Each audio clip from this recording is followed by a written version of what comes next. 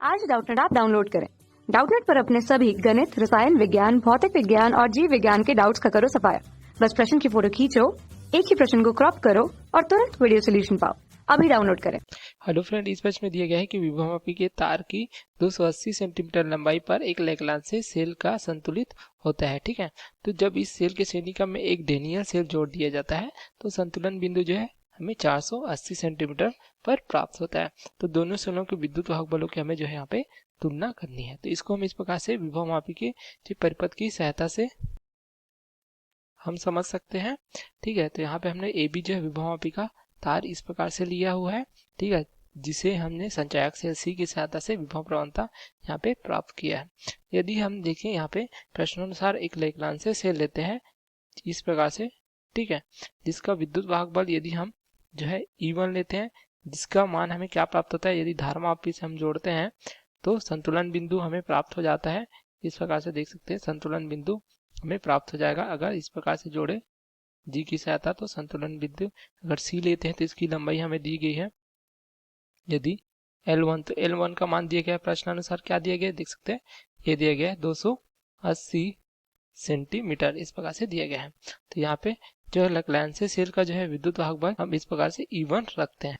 तो हमें E1 के लिए क्या सूत्र प्राप्त हो जाएगा, E1 का मान हम ज्ञात करते हैं, E1 बराबर हो जाएगा K गुणित L1, जहाँ पे K क्या दर्शाता है, K दर्शाता है विभव प्रवणता को, अर्थात एकांक लंबाई के विभव पतन को विभव प्रवणता कहते हैं। तो इस प्रकार से हम लिख सकते हैं। तो इसको हम समीकरण 1 के रूप में रख सकते हैं। ठीक है, उसी प्रकार यदि देखिए प्रश्नानुसार यदि श्रेणिक्रम में जो है एक डेनियल स्रोत जोड़ दे या सेल जोड़ दे, तो इस प्रकार से एक डेनियल सेल जो है हम इस प्रकार से जिसका विद्युत वाहक बल हमने अगर E2 लिया है तो इस प्रकार जोड़ देंगे तो हमें संतुलन बिंदु क्या प्राप्त हो जाएगा, या देखते हैं संतुलन बिंदु अगर देखें बिंदु डी पर प्राप्त हो रहा है तो इसकी लंबाई यदि हम L2 लेते हैं इस प्रकार से, तो प्रश्नानुसार हमें क्या दिया गया है, L2 का मान दिया गया है, देख सकते हैं ये दिया गया है 480 सेंटीमीटर, इस प्रकार से दिया गया है। ठीक है, तो अब इस स्थिति में देखिए विद्युत वाहक बल जो पहले E था अब क्या हो जाएगा, दोनों श्रेणिक्रम में जुड़े तो आपस में जुड़ जाएंगे, तो हो जाएगा E1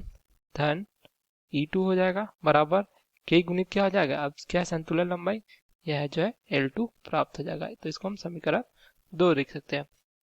तो अब देखें समीकरण 2 भागित 1 करने पर क्या प्राप्त हो जाएगा, हमें यह प्राप्त हो जाएगा, देख सकते हैं ये हो जाएगा E1 धन E2 बटे क्या हो जाएगा E1, या ये हो जाएगा KL2 बटे हो जाएगा KL1, इस प्रकार से प्राप्त हो जाएगा, जहाँ पे K आपस में कट जाएगा।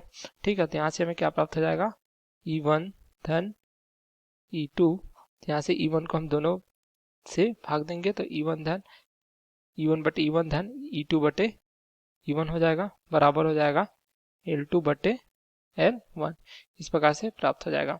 या हम इसको लिख सकते हैं 1 धन E2 बटे E1 बराबर L2 बटे L1, इस प्रकार से प्राप्त हो जाएगा।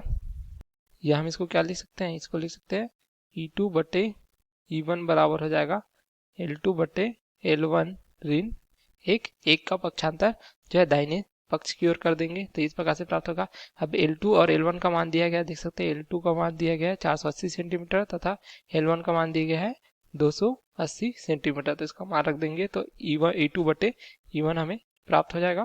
तो हो जाएगा E2 बटे E1 बराबर हो जाएगा, ये हो जाएगा 480 बटे 280 ऋण हो जाएगा 1, हम इसको लिख सकते हैं 480 ऋण 280 बटे हो जाएगा 280, तो ये प्राप्त हो जाएगा E2 बटे E1 बराबर हो जाएगा 200 बटे 280, या ये प्राप्त हो जाएगा 20 बटे 28।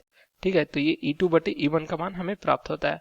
तो यहाँ से हम क्या लिख सकते हैं, यदि E1 बटे E2 लिखे तो ये हमें प्राप्त हो जाएगा, लिख सकते हैं इसको उल्टा करेंगे तो 28 बटे प्राप्त हो जाएगा हमें 20, यहाँ हम इसको लिख सकते हैं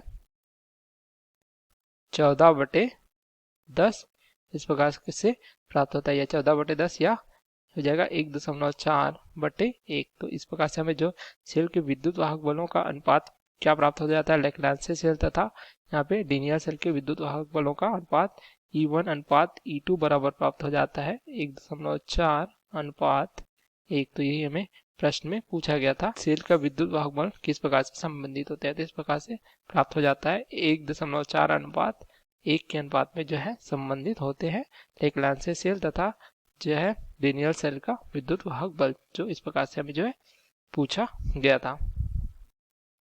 तो इस प्रकार से हम जो है सेल के विद्युत वाहक बलों की जो है तुलना कर सकते हैं। या हम यहाँ पे क्या लिख सकते हैं, यहाँ से हम तुलना के रूप में इस प्रकार से भी लिख सकते हैं, E1 बराबर क्या होगा 1.4 गुणित E2।